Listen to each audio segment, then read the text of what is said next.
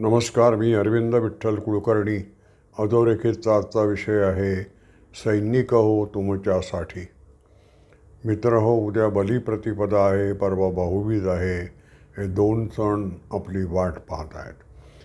काल लक्ष्मीपूजन होतं, नरकचतुर्दशी होती. आपण सगळ्यांनी दिवाळी नेहमीप्रमाणे अतिशय उत्साहानं आनंदानं साजरी केलेली आहे. ती आपल्या कुटुंबियांसमवेत, परिवारासमवेत, नातेवाईकांसमवेत, मित्रमैत्रिणींसमवेत. आपले पंतप्रधान जे आहेत नरेंद्र मोदी, त्यांनी मात्र नेहमीप्रमाणे ही दिवाळी काल सैनिकांसमवेत साजरी केलेली आहे आणि ती देखील गणवेशामध्ये. पंतप्रधानांचा वेगळा गणवेश त्यांनी सर्वपरिचित झाला आहे, त्यांनी लोकप्रिय केला आहे. तो गणवेश नव्हे, भारत तिबेट सीमा सुरक्षा दलाचा जो गणवेश आहे तो गणवेश घालून त्या सीमेवरल्या सैनिकांसमवेत त्यांनी दिवाळीच्या फराळाचा आस्वाद घेतलेला आहे. ही एक फार मोठी घटना आहे. गेली 30-35 वर्ष नरेंद्र मोदी जेव्हा पंतप्रधान नव्हते, मुख्यमंत्री नव्हते, एक सामान्य नागरिक होते, तेव्हापासून ते सैनिकांसमवेत दिवाळीचा फराळ करत आहेत. एक दिवस त्यांच्या समवेत घालवत आहेत. आपले जे सैनिक आहेत त्यांचं जे स्थान आहे एकंदर समाज जीवनामध्ये, ते जेवढं आहे त्यापेक्षा अधिक त्यांच्या योग्यतेनुसार कितीतरी मोठ्या प्रमाणावर त्यांना सगळ्या समाजानं मान द्यायला हवा आहे. काल पंतप्रधान काय म्हणाले त्यांच्या समवेत फराळ करताना, की जसा हिमालय आहे, हिमालय जोपर्यंत आहे तोपर्यंत आपण सुरक्षित आहोत. तर हे जे सैनिक आहेत सीमेवर पहारा करणारे, हे हिमालयासारखे आहेत असं पंतप्रधान म्हणाले. हिमालयाला आपल्या भारतीय समाज जीवनामध्ये एक वेगळं स्थान आहे. अस्ति उत्तरस्याम दिशिदैवतात्मा हिमालयो नाम नगाधिराजः असं कालिदास म्हणालेलं आहे. आपण देवनागरीमध्ये जे लिहितो ना, त्याच्यावर वरती जी ओळ आखतो ती हिमालयाची आठवण व्हावी म्हणून ती ओळ आखलेली आहे. त्या हिमालयाच्या रांगा आहेत. ही ओळ म्हणजे हिमालयाच्या रांगा आहेत. तर त्या हिमालयाची तुलना आपल्या सैनिकांशी पंतप्रधानांनी केली आणि केवढं त्यांना उंचावर नेऊन ठेवलं, की हिमालय जसा अडीग आहे तसे आपले सैनिक आपल्या भारतीय समाज जीवनामध्ये जी अनेक क्षेत्र आहेत, अनेक समाज घटक आहेत, त्यातला एक समाज घटक असा आहे की ज्याच्या निष्ठेविषयी, ज्याच्या कर्तव्य पालनाविषयी, ज्याच्याविषयी जो विश्वास वाटतो त्याविषयी गेल्या 75 वर्षात एकदाही विकल्प मनात आला नाही, तडा गेला नाही त्या विश्वासाला. असा कोणता जर समाज घटक असेल की ज्यांनी आपलं कर्तव्य पालन शीघ माप ओसंडून जाईपर्यंत ज्यांनी आपलं कर्तव्य पालन केलं आहे, असा सैनिक हा एकमेव घटक आहे. अत्यंत अनुकरणीय असं वर्तन सैनिकांकडून झालेलं आहे आणि त्यांची आठवण पंतप्रधान ठेवतात. या एका घटनेवरून पंतप्रधानांचं म्हणून जे काही व्यक्तिमत्व आहे त्याचं जे सार आहे, कृतज्ञता बुद्धी आहे त्यांच्याकडे.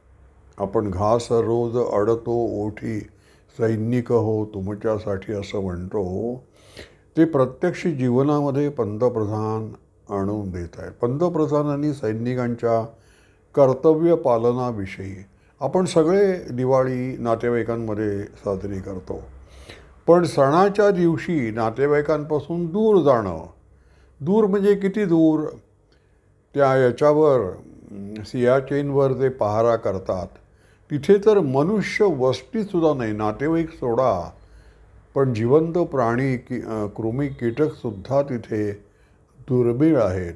निर्वात अशी ती पोकळी आहे. तिथे आपले सैनिक शत्रू राष्ट्राला आपल्याकडे वाकड्या दृष्टीनं बघता येऊ नये म्हणून पहारा देत असतात. कर्तव्य पालन कसं करायला पाहिजे तर सैनिकांसारखं करायला पाहिजे, हा फार मोठा धडा. आणि पंतप्रधान त्याची आठवण ठेवतात, कृतज्ञता बुद्धीनं सैनिकांचं स्मरण करतात. हे केवढं तरी मोठं आहे.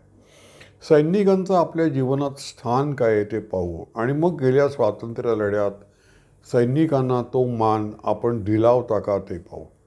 आपल्याला जे स्वातंत्र्य मिळालं आहे ते ब्रिटननी पार्लमेंटमध्ये ठराव करून दिलेला आहे. ठरावामध्ये असं म्हटलेलं आहे की भारताचं सैन्य आणि भारताचे पोलीस यांची आता शासनाप्रती तेवढी निष्ठा राहिलेली नाही आणि पोलीस आणि सैनिक यांच्या सहकार्यावाचून ब्रिटनला भारतावर राज्य करता येणार नाही म्हणून आम्ही भारताला त्यांचं राज्य परत करत आहोत भारतीयांना आणि आम्ही आमच्या घरी परत जात आहोत.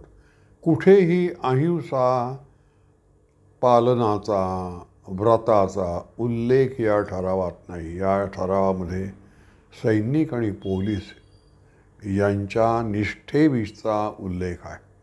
1857 स्वातंत्र्य युद्ध झाल्यानंतर पुन्हा त्याची आवृत्ती होऊ नये म्हणून ब्रिटिशांनी संपूर्ण भारताला निःशस्त्र केलं आणि अर्धविनंत्या करून आम्ही सुशिक्षित आहोत, आम्ही सुसंस्कृत आहोत, आम्हाला तुमचं म्हणणं लेखी कळवा, आम्ही त्याची दखल घेऊ. पण सावरकरांनी स्वातंत्र्य हे भीक मागून मिळत नसतं, ते खेचून घ्यावं लागतं.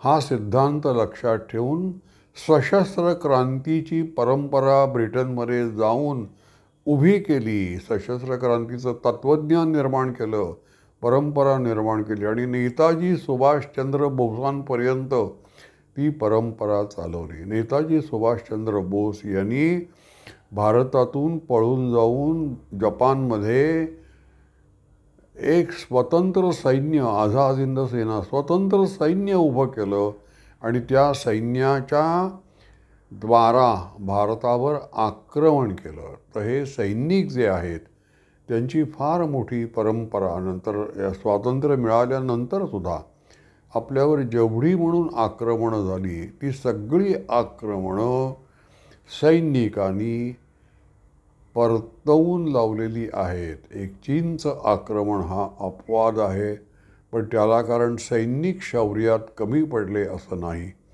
त्यावेळचं जे राजकीय नेतृत्व होतं ते एकंदर युद्धनीतीमध्ये, रणनीतीमध्ये कमी पडलं.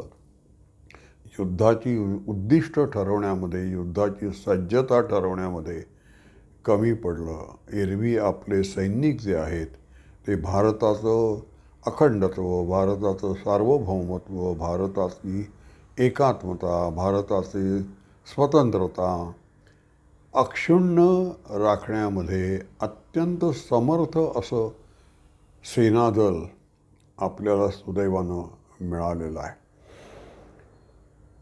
भारताच्या स्वातंत्र्य लढ्यामध्ये आणि गेल्या 75 वर्षामध्ये आपल्या सैनिकांना जेवढा मान सरकारकडून द्यायला हवा होता तेवढा दिला गेला नाही. याचं काय एकमेव कारण असू शकेल?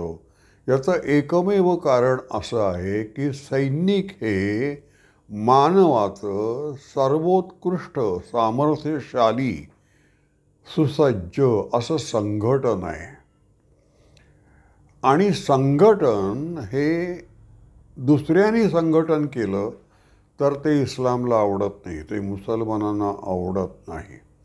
आणि आपल्या स्वातंत्र्य चळवळीचं एक प्रधान उद्दिष्ट असं आहे की जे मुसलमानांना आवडत नाही त्या गोष्टीला उत्तेजन द्यायचं नाही, पाठिंबा द्यायचा नाही. मुसलमानांना हिंदूंचं संघटन आवडत नव्हतं, त्यामुळे संघटन या मुद्द्यालाच मुळी स्वातंत्र्य चळवळीचा विरोध होता. आणि सैन्य हे सर्वोत्कृष्ट संघटन असल्यामुळे एक निरुपाय म्हणून आपण आता राज्य स्थापन केले तर राज्याची जी अनेक घटक असतात, अनेक अवयव असतात, संसद असते, राष्ट्रपती असतात, त्याप्रमाणे सेनादल आहेत. म्हणून अगदी बाणगुळं म्हणून आपण सैनिकांना जोपासलेलं आहे, मानानं आपण त्यांच्याकडे बघितलेलं नाही, असा एक फार मोठा व्यत्यास आपल्या सार्वजनिक जीवनामध्ये आहे. आपण सैनिकांना जेवढा मान द्यायला पाहिजे होता तेवढा दिला नाही आहे. म्हणजे आपण पहा की आपली जी विमानं आहेत तर त्या विमानांचे जे सुटे भाग आहेत एक जवळजवळ 30-40 वर्षापूर्वी 50 वर्षापूर्वी त्यातले जवळजवळ 60 ते 70% सुटे भाग हे आपण आयात करत होतो. आत्ता परिस्थिती पूर्णपणे मोदींनी पंतप्रधान झाल्यानंतर जी सूत्र हातात घेतली त्याच्यामध्ये आमूलाग्र संरक्षण नीतीमध्ये बदल झालेला आहे आणि सैनिकांना जो मान द्यायचा असतो, मी त्यांना सुसज्ज करायचं असतं, त्यांच्या ज्या काही आवश्यकता आहेत त्या पूर्ण करायच्या असतात आणि तुम्ही म्हणजे आमची टॉपमोस्ट प्रायोरिटी आहात. तुम्ही आहात म्हणून हा देश आहे, तुम्ही आहात म्हणून हा देश सार्वभौम आहे, स्वतंत्र आहे, अखंड आहे, एकात्म आहे. आज ईशान्य भारत काय आहे, भारतात अजून टिकून का आहे याचं कारण दोन कारणं आहेत. एक म्हणजे सैन्य तिथे आहे आणि सामाजिक संघटना काही काम करत आहेत. सैन्य भारताचं हा एकमेव घटक असा आहे की ज्याच्या कर्तृत्वाविषयी, फलनिष्पत्तीविषयी, निष्ठेविषयी, शौर्याविषयी, विश्वासाविषयी कधीही झोपेतसुद्धा दुसरा विकल्प मनात येणार नाही. आपलं सैन्य हे आपल्याला जिंकूनच देणार आहे. सध्या आता विश्वचषक चालू आहे, त्यानिमित्ताचं एक किस्सा मला आठवतो, तो सांगतो की बऱ्याच वर्षापूर्वी कपिल देव आणि आणखीन काही आपले खेळाडू, आपण त्याला 1883चा विश्वचषक जिंकला होता एकदिवसीय क्रिकेटचा, आणि मग कपिल देव हा सीमेवर सैनिकांना भेटण्यासाठी दिवाळीचा फराळ त्यांच्या समवेत करण्यासाठी, त्याला सैनिकांनी कपिल देवला जे सांगितलं ते आपण लक्षात ठेवलं पाहिजे. सैनिक असं म्हणाले की खेळामध्ये हारजीत असते हे आम्हाला माहिती आहे, कधी आपण जिंकतो, कधी प्रतिस्पर्धी पक्ष जिंकतो, त्यामुळे तुम्ही एखाद्या संघाकडून हारलात, जिंकलात, आमच्यावर त्याचा काही परिणाम तसा होत नाही. आम्ही एन्जॉय करतो. रेडिओवर, आकाशवाणीवर जे समालोचन असतं ते आम्ही ऐकत असतो. पण एक लक्षात ठेवा, तुम्ही पाकिस्तानबरोबर जेव्हा क्रिकेट खेळता तेव्हा तुम्ही कधीही हरू नका. तुम्ही जिंकलंच पाहिजे या निग्रहानं खेळा, या निर्धारानं खेळा. कारण पाकिस्तान हा किती क्रूर शत्रू आहे, पाकिस्तानकडून आम्हाला किती त्रास होतो आणि आम्ही किती अगदी वेगळ्या परिस्थितीत, विरुद्ध परिस्थितीत, अत्यंत प्रतिकूल परिस्थितीत पाकिस्तान शत्रू असल्यामुळे पाकिस्तानपासून भारताचा बचाव करण्यासाठी आम्ही इथे पहारा करतो याची तुम्हाला कल्पना येणार नाही. त्यामुळे तुम्ही पाकिस्तानकडून कधी हरू नका, हे सैनिकांनी जीव तोडून सांगितलं. आणि त्यात तथ्य आहे, कारण पहा, पाकिस्तानचा कर्णधार आणि नंतर तो पाकिस्तानचा पंतप्रधान झाला इम्रान खान, त्याचा चुलत भाऊ होता माजिद खान म्हणून. तो एकदा असं म्हणाला होता की आम्ही इतर देशाशी खेळतो तेव्हा खेळ असतो, पण भारताशी जेव्हा आम्ही क्रिकेट खेळतो तेव्हा ते युद्ध असतं. तेव्हा प्रत्येक गोष्टीत भारताशी वागताना युद्धमानता ठेवणारा शत्रू आपल्याला मिळाला आहे. जवळजवळ प्रत्येक दिवशी आपला एक सैनिक सीमेवर गतप्राण होतो असं मी एकदा वाचलेलं आहे. अशा शत्रूविरुद्ध, आणि त्यात या देशाचा काही पाकिस्तान निर्माण करण्यामध्ये आपल्या राजकारणांच्या चुका कारणीभूत आहेत आणि त्या चुकांसाठी शिक्षा आपले सैनिक भोगत आहेत. पण सैनिक आपले इतके तटस्थ आहेत, इतके लोकशाही प्रेमी आहेत, इतके संविधानावर निष्ठा ठेवणारे आहेत की ते आपल्या कर्तव्य पालनाला सोडून दुसरा कुठलाही विचार करत नाहीत. आणि राज्यकर्त्यांना त्यांचं राज्य सुविहितपणे हाकण्याच्या दृष्टीनं आपले सैनिक हे मर्यादेत असतात, मर्यादा सांभाळून असतात. ते कधीही आम्ही सामर्थ्य संपन्न आहोत, म्हणून आम्ही कुरघोडीगिरी पहा ना तुम्ही, भारत आणि पाकिस्तान हे दोघेही ब्रिटिशांच्या स्वाधीन होते, ब्रिटिशांच्या नियंत्रणानिमित्त होते आणि ब्रिटिश हे मदर ऑफ पार्लमेंट म्हणतात. पण ती लोकशाही केवळ भारतात आहे, पाकिस्तानात लोकशाही नाही. पाकिस्तानात सैन्य हे राज्य करतं.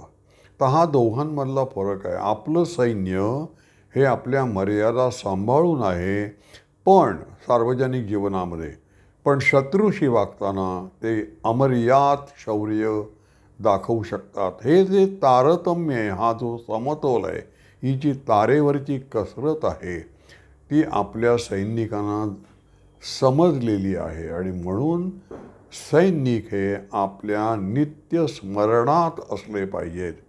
सैनिकांशी आपण नित्य संपर्क ठेवला पाहिजे आणि सैनिकांना कधी काहीही कमी पडणार नाही असं आपण पाहिलं पाहिजे. मला आठवतं चंद्रकांत गोखले नावाचे एक मराठी रंगभूमीवर आणि मराठी चित्रपटसृष्टीत फार मोठे नट होऊन गेले. ते प्रतिवर्षी न चुकता सेना दलांचे जे वेगवेगळे निधी असतात, त्या निधीला 1-1 लाख रुपयाची देणगी देत असत.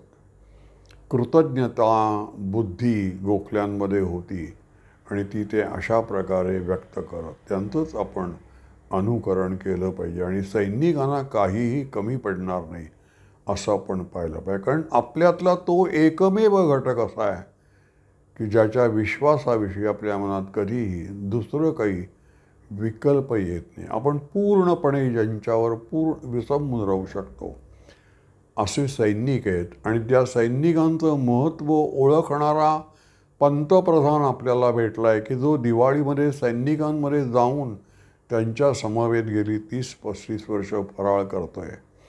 या गोष्टी आपण लक्षात ठेवल्या पाहिजेत. माझा हा व्हिडिओ आपल्याला आवडला असेल तर लाईक करा, शेअर करा आणि सबस्क्राईब करा. धन्यवाद.